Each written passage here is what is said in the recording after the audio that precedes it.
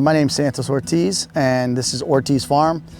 We've owned this property for 4 years. We work full-time, me and my wife. She's a hairstylist. I work for IT for a hospital. I was renting the trailer on RV Share. It was doing phenomenal during COVID. Everybody wanted to go camping.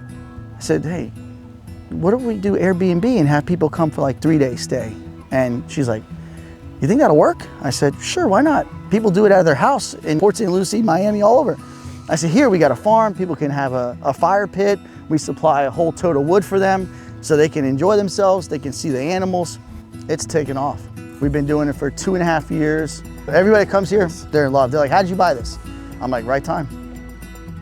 Our primary livestock is cattle. So we've been raising Highland and British White Part cattle for 2 years. So that's our main source of income for the property.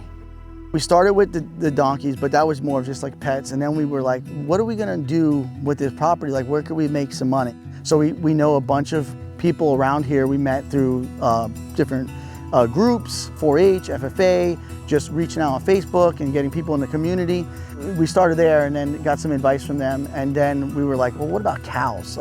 We didn't want cows. And then when she started seeing the Highlands and the White Parks, she was like, oh, they're beautiful. And then we started researching online. These are pretty desirable and people like them for different reasons, but mainly to have, like I said, grass puppies. If you're gonna do cattle, make sure you're ready to do cattle.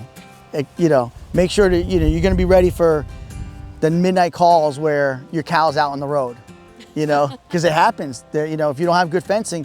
So the most important thing is fencing first. That's the one thing we didn't do. We bought this land, it had bad fencing, and we're like, oh, we'll just put some cows in here. And they started going through it.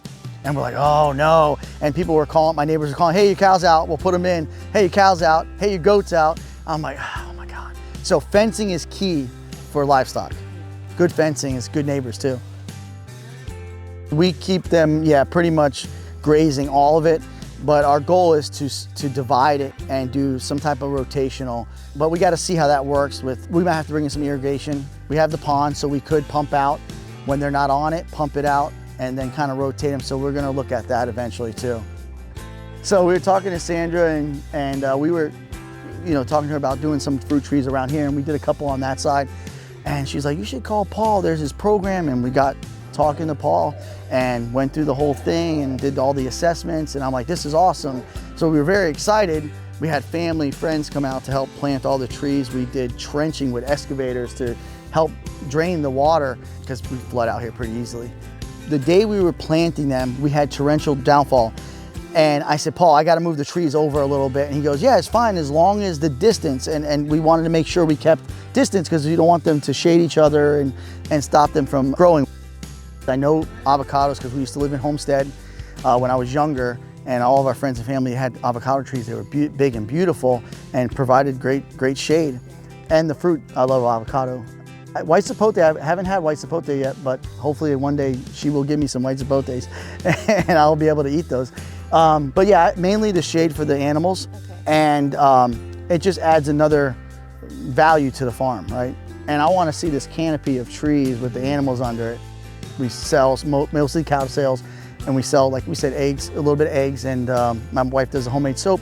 This, I think, will be great to have people come out here and then pick fruit, or we pick them and they just come and buy in little buckets. We have people call my wife sometimes and say, hey, can we come visit the farm, just random one-off? And we're like, yeah, a couple bucks here, there. We have had photo shoots out here.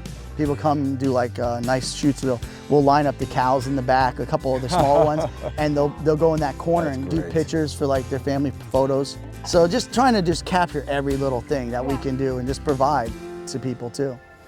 People say about this, being out here and experiencing this is like life-changing to them. They're like, how did you do this? I'm like, I don't know. I mean, I just was here. And I was just like, I said, but we were looking for it, right? So it starts with, you want to do something, you look for it, and we're here now. We enjoy it. Days like this, it's like heaven.